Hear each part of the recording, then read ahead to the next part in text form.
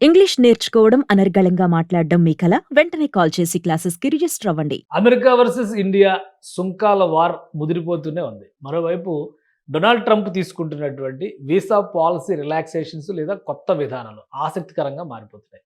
ఇప్పుడు గతంలో అమలు చేసిన వీసా బాండ్ పైలట్ ప్రోగ్రామ్ని మళ్ళీ ఇంకోసారి దుమ్ము దులిపి అమలు చేయడానికి అమెరికా ప్రభుత్వం సన్నద్ధమవుతుంది. అసలు ఈ వీసా బాండ్ ప్రోగ్రామ్ ఏంటి? అమెరికా వెళ్ళాలంటే ఇండియన్స్కి ఈ ప్రోగ్రాం వలన వచ్చేటువంటి ఇబ్బందులు ఏమైనా ఉన్నాయా?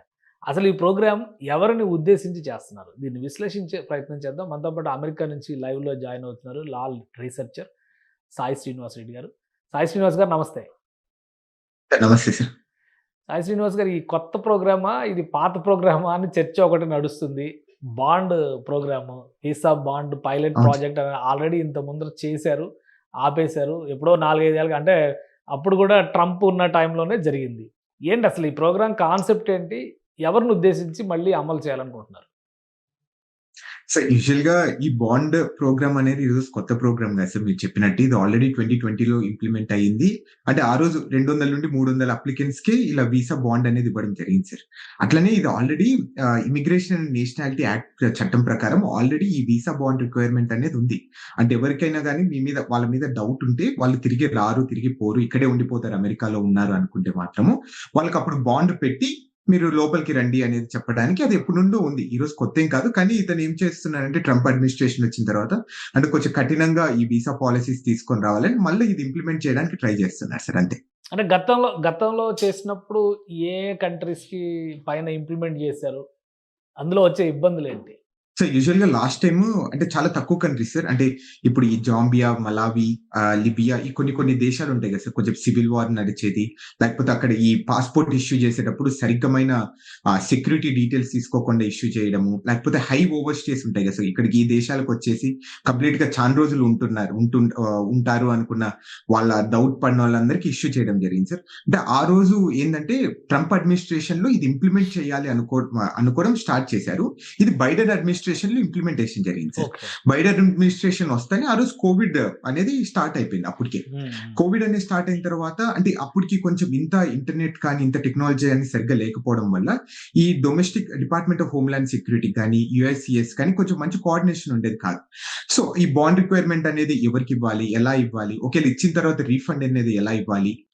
ఎన్ని రోజులు మన దగ్గర డబ్బులు పెట్టుకోవచ్చు? ఎలా ఫోర్‌ఫీచర్ చేయొచ్చు అని ఇలా కొన్ని డౌట్స్ అన్ని ఉంటాయి కదా సార్. ఒకసారి ఏ యాక్ట్ అయినా గాని ఒకసారి ఇంప్లిమెంటేషన్ అయ్యేంత వరకు మనకు అర్థం కాదు. ఈ ఏ ప్రాక్టికల్ కన్సిడరేషన్స్ క్వెషన్స్ కన్నీ వస్తాయి అనేది. ఆ రోజు కూడా సేమ్ ఇట్లనే. సో, నార్మల్‌గా ఆ రోజు 200-300 వరకు ఇంప్లిమెంట్ చేయాలని ట్రై చేసి మళ్ళీ వెనక్కి తీసుకోవడం జరిగింది. సో, అసలు బాండ్ అంటే ఎంత పెట్టాల్సుంటది? ఒకవేళ ఇండియన్స్ గాని, వేరే వాళ్ళు గాని ఏ దేశానికి ప్రిఫర్ చేస్తే ఆ దేశానికి సంబంధించినోళ్ళు. బాండ్ అంటే ఎంత వాల్యూమ్‌లో అమౌంట్ పెట్టాల్సుంటుంది? సార్, ఇప్పుడు 3 టైప్స్ ఆఫ్ బాండ్స్ అనేది ఇవ్వడం జరుగుతుంది సార్. అంటే వీసా ఆఫీసర్ అంటే మనం మామూలుగా ఇంటర్వ్యూకెళ్ళినప్పుడు వాళ్ళు మనల్ని చూసి ఓకే వీళ్ళు వస్తారా? రారా? అనే ఒక కండిషన్ మీద వాళ్ళు మనకు 5,000 నుండి 15,000 లోపు బాండ్ రిక్వైర్మెంట్ అనేది పెడతారు సార్. అంటే 5,000 ఇవ్వచ్చు, $10,000 ఇవ్వచ్చు, $15,000 ఇవ్వచ్చు. అంటే సుమారు ఎట్లా కాదనుకున్నా గాని 5-6 లక్షల నుండి సుమారు 13-14 లక్షల వరకు బాండ్ రిక్వైర్మెంట్ అనేది పెడుతున్నారు సార్. సో, ఇది ఓన్లీ ప్రస్తుతానికైతే ఒక 2 దేశాలకు మాత్రమే ఎలిజిబిలిటీ వచ్చింది సార్. అంటే మలావి అండ్ జాంబియా దేశాలకు మాత్రమే. సో, ఇక్కడ అంటే వన్ ఆఫ్ ద రీజన్ ఏంటంటే మీరు ఈ దేశాల గురించి మనం ఆలోచిస్తానే ఒకటి ఏమో గుర్తుకొస్తదంటే ఇక్కడ కొంచెం ఏమన్నా సివిల్ వార్ నడుస్తుంటదా? ఇక్కడ ఏమన్నా ఈ నియంత పాలన గాని, డిక్టేటర్‌షిప్, మిలిటరీ coup అనేది కొన్ని దేశాలలో నడుస్తుంటదా? అనే దేశాల గురించి ఇది మెయిన్ ఫోకస్డ్‌గా ఉంటది సార్. ఇది సింపుల్‌గా మూడే రూల్స్ ఉంటాయి సార్. నార్మల్‌గా ఇది బి1, బి2 వీసాలకు మాత్రమే ఎలిజిబిలిటీ ఉంటది. అలానే ఇదేమైతదంటే 3 నెలలకు మాత్రమే వీసా ఎలిజిబిలిటీ అనేది ఇస్తారు. ఇప్పుడు మనం మామూలుగా విజిటర్ వీసాకైతే 10 సంవత్సరాలు వీసా ఇస్తారు కదా సార్. కానీ ఈ విషయం వీసా బాండ్ రిక్వైర్మెంట్‌లో 3 నెలలకే ఇస్తారు. 3 నెలలు ఇచ్చిన తర్వాత 3 నెలల లోపు 1 నెల రోజులు మాత్రమే మీరు అమెరికాలో ఉండేదానికి పర్మిషన్ ఇస్తారు. ఓకే. 30 డేస్ లోపలే మీరు మీ దేశానికెళ్ళిపోవాలి. లేకపోతే ఆ 5,000 నుండి 15,000 లోపు వీళ్ళ దేశాన్ని తీసేసుకుంటారు సార్ డబ్బులు. సో, మన దేశం అంటే ఇండియన్స్‌కి ఎవరికైనా దీని వలన ప్రభావం పడే అవకాశం ఉంది. ఎందుకంటే ఇప్పుడు ఇండియన్స్ భయపడుతున్న పరిస్థితి ఉంది. అక్కడ ఉన్నవాళ్ళు భయపడుతున్నారు. ఇక్కడి నుంచి రావాలన్నా భయపడుతున్నటువంటి పరిస్థితి, ఆ వాతావరణం అయితే ఉంది. సో, ఈ కొత్త బాండ్ పాలసీ వలన ఏమన్నా సమస్యలొస్తాయా మన వాళ్ళకి? సార్ ఇప్పటికైతే ఏం లేదు సార్. మన దేశం గానీ నార్మల్‌గా మనము ఈ ఓవర్ స్టేస్ డేటా చూసుకుంటే మాత్రం 1.08% మాత్రమే ఓవర్ స్టేస్ అనేది ఇక్కడ ఉంటున్నారు సార్. అంటే దానికి వివిధ కారణాలు గూడా ఉన్నాయి. అంటే ఇప్పుడు మీ ఫ్యామిలీ, లేకపోతే మీ పిల్లలు సరిగ్గా బాలేకపోవడము, లేకపోతే ఆ పుట్టిన పాపం సరిగ్గా హెల్త్ ఇష్యూస్ వల్ల ఆ టైంలో ఎక్స్‌టెన్షన్ ఉన్నాయి తప్ప నార్మల్‌గా ఇక్కడికొచ్చి ఇల్లీగల్‌గా మనం సెటిల్ కావాలి, ఇల్లీగల్‌గా మనం ఏమైనా చేయాలనుకున్నది చాలా తక్కువ పర్సెంటేజ్ కంపారిటివ్‌లీ మిగతా దేశాలకు. సో నాకు తెలిసినంత వరకు ఇండియా అయితే దీంట్లో ఉండదు అని అయితే నేను ఫ్యూచర్ లో కూడా నమ్మకంగా ఉన్నాను సార్. రైట్. అంటే దీని గురించి పెద్ద ఆందోళన చెందాల్సిన అవసరం లేదైతే ఈ వీసా బాండ్ ప్రాజెక్ట్ వలన లేదా పాలసీ వలన మన వాళ్ళు ఎవరు ఇబ్బంది పడాల్సిన అవసరం లేదు. ప్రస్తుతానికైతే మనం ఏం ఇబ్బంది పడాల్సిన అవసరం లేదు సార్. కానీ మనకి ఇంప్లిమెంటేషన్ జరిగితే మాత్రము సో మన వాళ్ళు కూడా చాలా ఆలోచిస్తారు. అంటే మనం అమెరికాకి $15,000 పెట్టి షూరిటీ పెట్టి మనం అమెరికాకి పోవాలా వద్దా అనేది కూడా సో చాలా కండిషన్స్ అనేది కన్సిడరేషన్ కి తీసుకుంటాం కదా సార్. అంటే మనం అంత ఖర్చు లాస్ట్ పెట్టి టైం పోగలమా ఇంప్లిమెంట్ లేదా? చేసినప్పుడు కూడా వీటి వలన విజిటింగ్ తగ్గిపోయింది, అమెరికా వచ్చేటువంటి యాత్రికుల సంఖ్య కూడా తగ్గిపోయింది అనే అభిప్రాయాలు వచ్చినాయని కొంత ఫీడ్బ్యాక్ వస్తుంది. అయినా కానీ మళ్ళీ ఇప్పుడు ఇది తీసుకోవడం వలన ప్రయోజనం కలుగుతుందా అమెరికాకి? సార్ ఐమ్ ప్రిటీ ష్యూర్ అమెరికాకైతే తప్పకుండా ఏ ఇష్యూలైనా గానీ, ఇది గానీ వీసా ఇంటిగ్రిటీ ఫీ గానీ మీరు ఆల్రెడీ మనం మాట్లాడుకున్నాం. $250 అనేది అదనంగా ఖర్చు పెట్టాలని.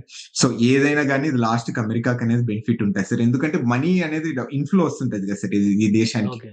సో అట్ లాస్ట్ మనం నష్టపోతాం ఎక్కడైనా గానీ. అమెరికా కానీ మాత్రం టూరిస్టులు తప్పకుండా తగ్గిపోతారు బెనిఫిట్ కదా! పొందుతది. టూరిస్టులు తగ్గిపోతారు కదా! $15,00,000 $15,00,000 అక్కడ బాండ్ రూపంలో పెట్టి వెళ్ళడం అవసరమా అనుకుని వేరే చోటకి వెళ్ళొచ్చు కదా! కెనడా వెళ్ళొచ్చు పక్కనే ఉంటుందని చెప్పని. ఇంకా వేరే ఏమన్నా కంట్రీస్‌కి వెళ్ళొచ్చు కదా! సో దానివలన డౌన్‌ఫాల్ అనేది ఉండదా? అమెరికా సందర్శకుల సంఖ్య పడిపోవడం అనేది ఉండదా? సార్ అంటే మనం ప్రాక్టికల్‌గా ఇది ఇంప్లిమెంటేషన్ అయితదా? కాదా? మన ఇండియాకనేది పక్కన పెట్టుకుంటే ఇది ఆల్రెడీ గత 5, 6 నెలల నుండి సో ఈ టూరిస్ట్ వీసా గానీ, F1 వీసా గానీ విపరీతంగా తగ్గిపోవడం జరిగింది సార్. అంటే మనం ఏదో ఒక న్యూస్ చూస్తుంటే $44 బిలియన్ ఈ టూరిజం F1 వీసా మీద వచ్చే డబ్బులు అమెరికాకి రాకోకుండా వెళ్ళిపోయినాయంట. అంటే వివిధ దేశాలకు ఆస్ట్రేలియా కానీ, జర్మనీ కానీ, కెనడా కానీ. సో అంటే మీరన్నట్టు అది కూడా వాస్తవమే అయిండొచ్చు సార్. అంటే అది రిజల్ట్స్ వచ్చేంత వరకు మనకు కన్ఫర్మ్ గా చెప్పలేము.